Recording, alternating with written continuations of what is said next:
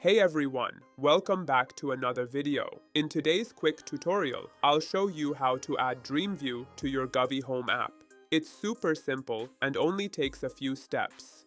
First, open the Govee Home app on your phone and make sure you're signed into your account. Then, on the top right corner, tap the 4 squares icon. This is your device management menu. Next, scroll or look for the option called DreamView. Once you find it, tap on DreamView, then hit the plus icon to add it to your control panel. After that, your DreamView feature will appear right on your dashboard, allowing you to easily sync and manage your Govee devices. And that's it. You've successfully added DreamView to your Govee Home app.